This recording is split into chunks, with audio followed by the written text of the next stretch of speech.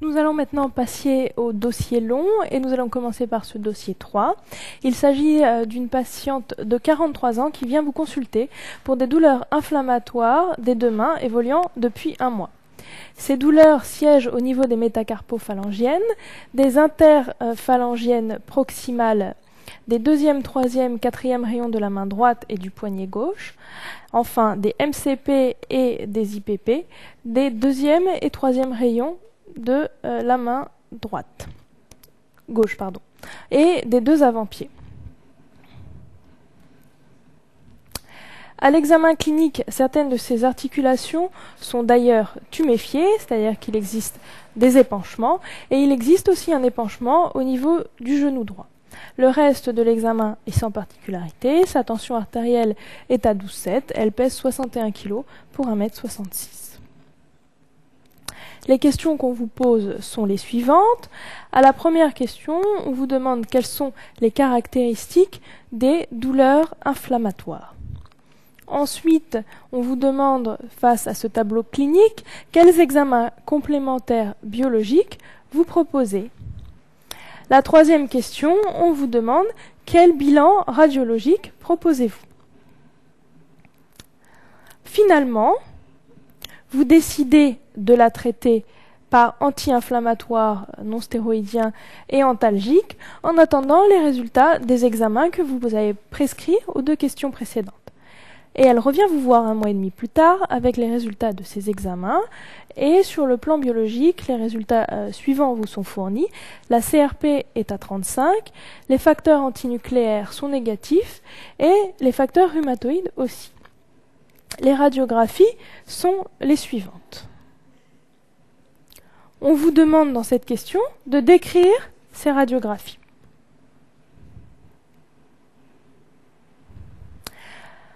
On vous demande ensuite à la 5e question quel est votre diagnostic, quels sont vos arguments pour avoir posé ce diagnostic. Enfin, les examens immunologiques cités ici sont négatifs. Mais quels résultats vous manque-t-il ? Ensuite, une fois votre diagnostic posé, vous décidez de mettre en route un traitement de fond. Quel traitement de fond proposez-vous ici? À quelle classe thérapeutique appartient ce traitement? À la 7e question, comment se prescrit-il dans cette pathologie? Et à la dernière question, quel bilan proposez-vous avant la mise en route de ce traitement?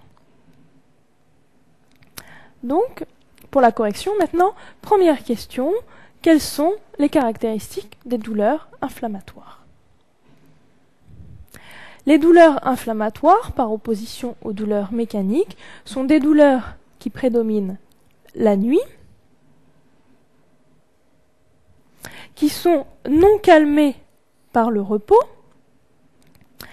qui sont responsables de réveils nocturnes fréquents, en général en 2e partie de nuit à partir de 2 h du matin, et qui sont accompagnés d'un dérouillage matinal prolongé, c'est-à-dire supérieur à 20 à 30 minutes, parfois jusqu'à plusieurs heures. Quels examens complémentaires biologiques proposez-vous dans ce cas? Tout d'abord, vous devez savoir qu'il s'agit ici d'un tableau de polyarthrite débutante dont vous n'avez pas encore le diagnostic. Donc avant de partir bille en tête sur une cause type rhumatisme inflammatoire, vous devez penser à éliminer toutes les autres causes. Avant de dire c'est une polyarthrite rhumatoïde, vous devez savoir si c'est pas autre chose. Donc, de façon classique, NUM vs CRP, vous en aviez une partie des résultats dans l'observation. Ionogramme urée créate, toujours dans une polyarthrite débutante, bandelette urinaire, dépister une protéinurie pour éventuellement une cause post-infectieuse, infectieuse ou une vascularite. Un bilan hépatique qui vous sera utile à la fois sur le plan étiologique, par exemple s'il s'agit d'une hépatite virale, et aussi à des fins pré-thérapeutiques. Une uricémie, une calcémie dans l'hypothèse d'un rhumatisme microcristallin, bien qu'ici le contexte soit peu évocateur chez la femme jeune. Enfin, un TP-TCA parce que vous allez réaliser une ponction articulaire. Effectivement, la ponction articulaire, si vous ne l'avez pas mis, ça méritait un 0. Quand on a une articulation avec un épanchement dans un dossier de rhumato, il est cruel de ne pas ponctionner. Cruel pour vous, parce que ça mérite un 0. Vous devez toujours analyser un liquide articulaire quand celui-ci est disponible. Donc, quand vous précisez, ponction articulaire, ici c'était le genou, avec étude cytologique, bactériologique et recherche de microcristaux. Comme je vous l'ai dit, éliminer des causes infectieuses, toujours penser à une polyarthrite liée à une primo-infection du VIH, à une hépatite, au premier rang desquelles vient l'hépatite C, une oligoarthrite ou polyarthrite débutante liée à une primo-infection à parvovirus B19. C'est assez rare, mais c'est classique.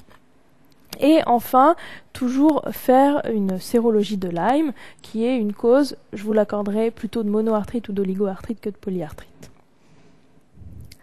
Enfin, vient seulement après le bilan immunologique, avec facteurs antinucléaires de dépistage et si positif anti-DNA et anti-ECT, facteurs rhumatoïdes, latex valérose et surtout dosage en ELISA, et enfin anticorps anti-CCP.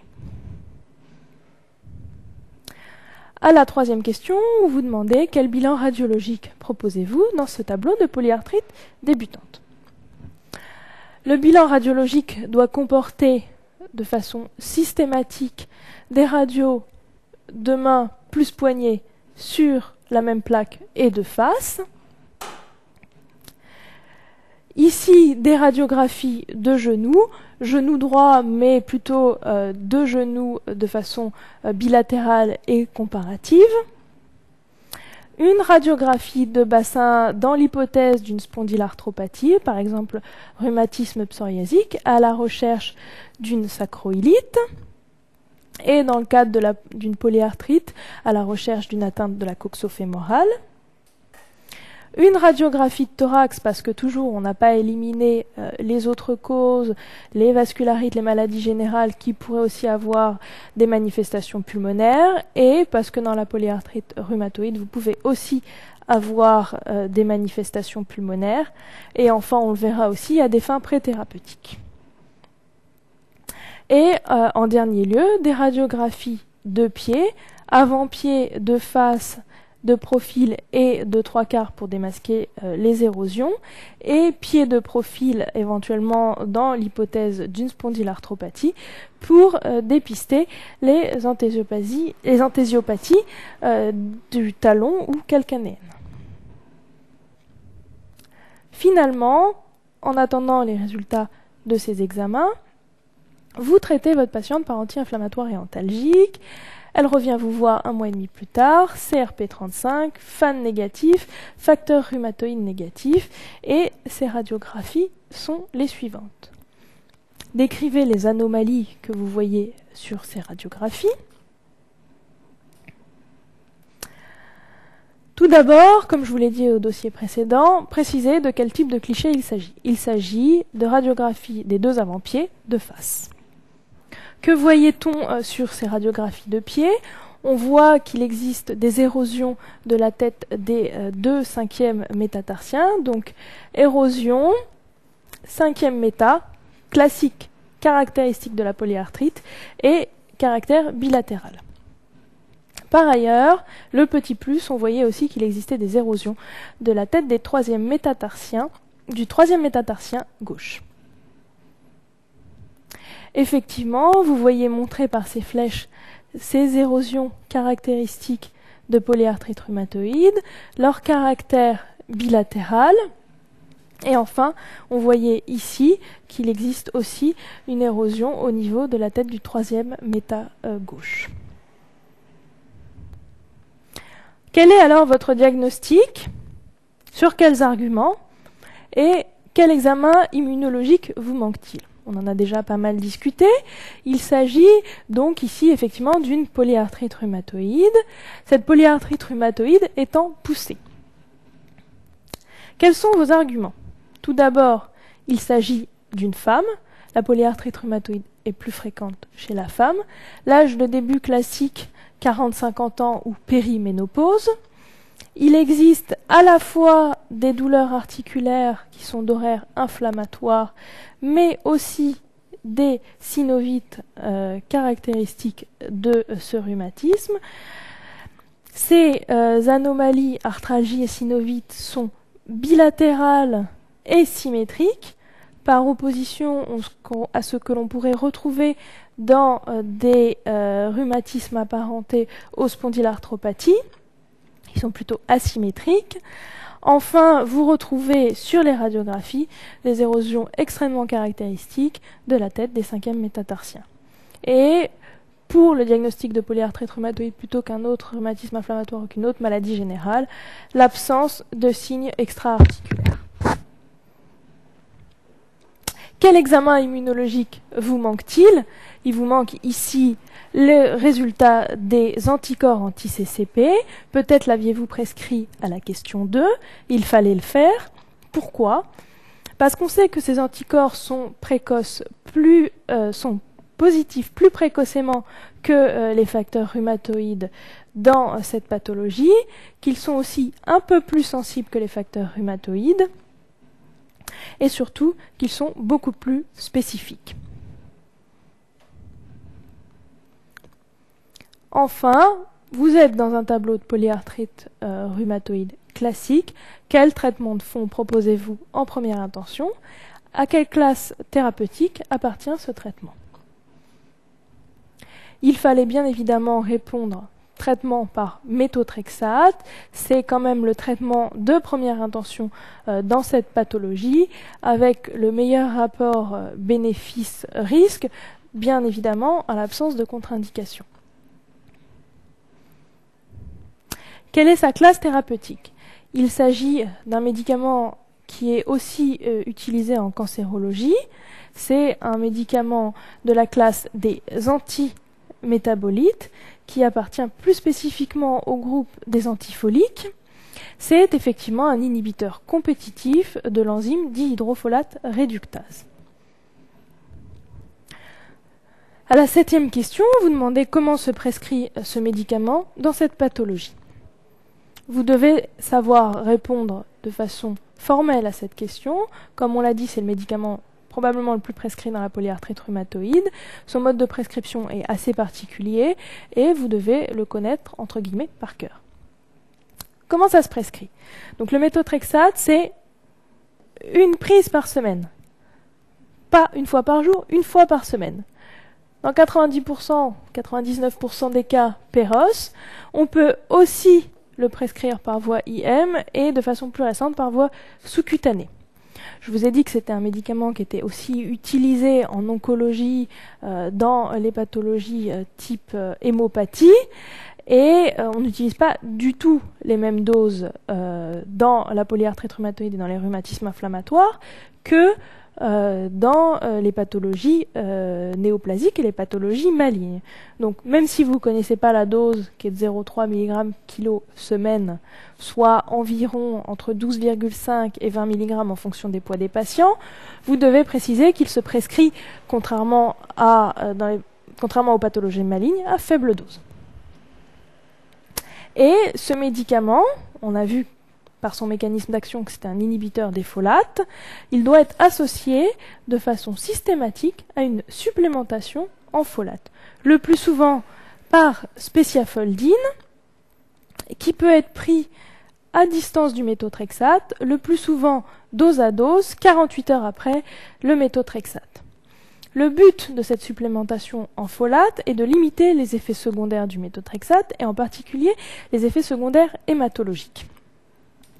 Mais pour associer à la fois une efficacité et une limitation des effets secondaires, les folates ne doivent pas être prescrits le même jour que le méthotrexate, ni le lendemain, ni la veille.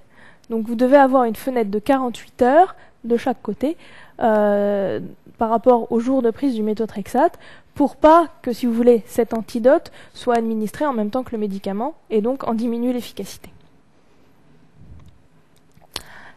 Quel bilan proposez-vous avant la mise en route de ce traitement de fond?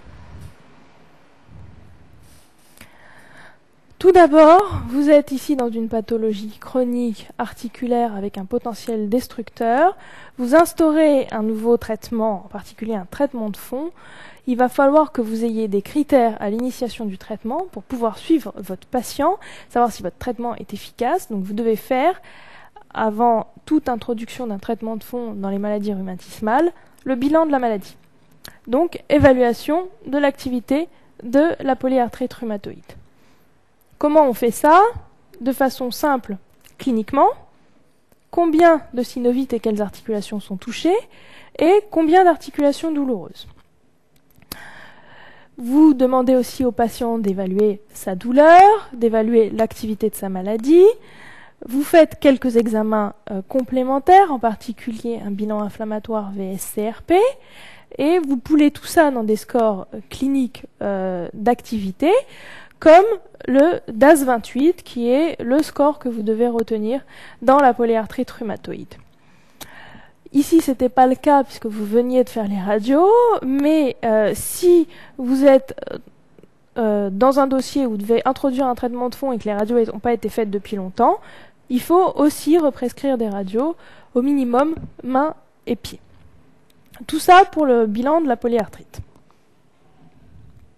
Ensuite, à visée préthérapeutique, vous introduisez le méthotrexate, qui est un médicament qui a des toxicités hématologiques, donc numération et plaquettes, qui est en partie éliminé par voie rénale, donc vérifier la fonction rénale, contre-indication en cas d'insuffisance rénale, qui a une toxicité hépatique et est contre-indiqué en cas d'insuffisance hépatocellulaire, donc albumine, bilan hépatique et TP, qui, toujours à cause de sa toxicité hépatique, ne doit pas être prescrit s'il existe une pathologie hépatique préalable type hépatite B, C et s'il existe une immunodépression liée au VIH, qui a une toxicité pulmonaire, radio de thorax, et qui est tératogène.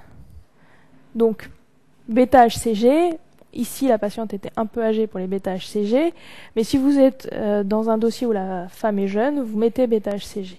Ici, on ne lui fera probablement pas les bêta-HCG, on lui demandera si elle n'est pas enceinte, vu l'âge, probablement pas, mais vous devez le garder dans un coin de la tête. Je ne l'ai pas coté ici pour ces raisons. Voilà pour ce dossier. Quels en sont les points forts? Donc, comme on l'a vu dans les premières questions, devant une oligo ou une polyarthrite débutante, avant de poser un diagnostic de maladie type rhumatisme inflammatoire, il faut avoir éliminé les autres causes de polyarthrite récentes, avec en particulier les causes infectieuses et les autres maladies de système, avec les maladies de système qui peuvent éventuellement être plus graves, type vascularite et lupus.